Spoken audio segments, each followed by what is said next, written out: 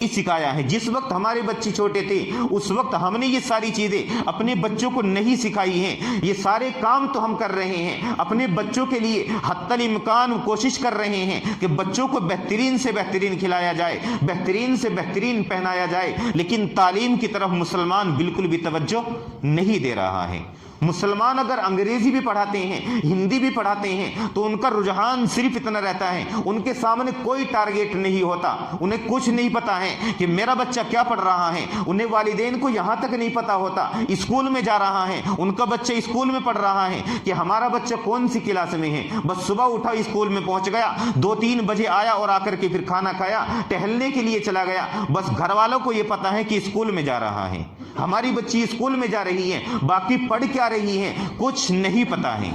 न उनके सामने कोई टारगेट है कि अपने बच्चों को क्या बनाना है, आगे इस मेयार पर अपने बच्चों को पहुंचाना है। गैर मुस्लिमों को देखो, वो इब्तिदा से ही अपने बच्चे के टारगेट लेकर के चलते हैं कि हम चाहे वो कितना भंगी यानी कितने गिरी से गिरी जात का क्यों ना हो, हल्की से हल्की मजदूरी करने वाला क्यों ना हो, लेकिन अपने बच्चों को वो तालीम के एक मैदान में निकाल देते हैं। लेकिन मुसलमानों की हालत देखो, बस 2-4 क्लास कराएंगे और यहां तक जहन बना हुआ है कि बस थोड़ा सा साइन करने आ जाएंगे, कहीं सफर करना हुआ तो वहां जाकर के किसी से पूछना नहीं पड़ेगा, सफर करना इसके लिए आसान हो जाएगा, बैंक में जाना पड़ेगा, किसी से फार्म भरवाना नहीं पड़ेगा। बस ये सारी चीजें उनके सामने होती हैं, इतना पढ़ा देंगे, कोई कामकाज सिखा देंगे।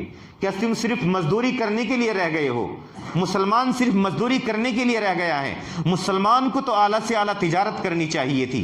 मुसलमानों ने सिर्फ गद्दारी करनी सीख रहे हैं, कम तोलना, नाप तोल में कमी करना, ये सारी चीजें मुसलमान सीख रहे हैं। मुसलमानों को इन सारी चीजों के ऊपर अगर सही तरीके से गौर करें और अपने बच्चों को इब्तिदा से ही सही माना में तालीम देकर के चलेंगे, खुदा की कसम मुआशरे की जितनी बुराइयां हैं वो सारी की सारी आपको खत्म होती हुई नजर आएंगी।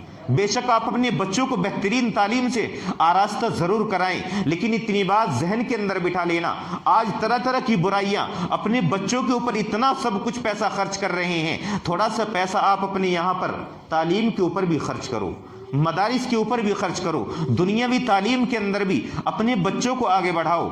अपना टारगेट सिर्फ यहां मत बनाओ कि हमें अपने बच्चों को सिर्फ हाफिज ही बनाना है, मौलवी मुफ्ती ही बनाना है। नहीं नहीं, मौलवी मुफ्ती भी बनाओ, मौलवी मुफ्ती भी बिल्कुल बनाओ, लेकिन अपने बच्चों को डॉक्टर भी बनाओ, इंजीनियर भी बनाओ, प्रोफेसर भी बनाओ, सब कुछ बनाना चाहिए, तभी जाकर के मुसलमान तरक्की कर सकते हैं। वरना मुसलमान सिर्फ मजदूरी करने वाले ही नजर आएंगे। हालांकि मजदूरी करना कोई ऐब नहीं है, मैं ये नहीं कहता कि मजदूरी करना ऐब है, मजदूरी करना बहुत आला दर्जे का काम है।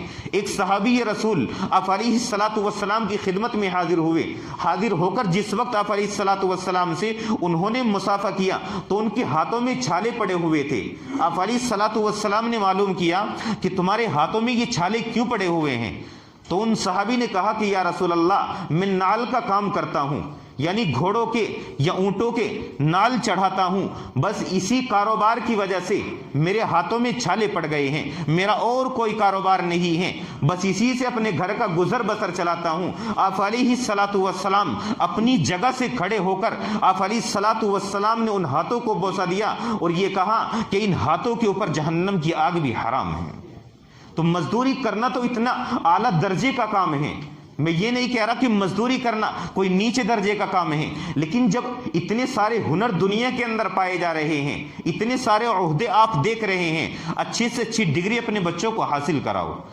और सिर्फ अपने पैसों को बर्थडे या इसी तरीके से केक काट कर जन्मदिन मना दिया, ये सारी चीजों के ऊपर तो तुम पैसा खर्च कर रहे हो।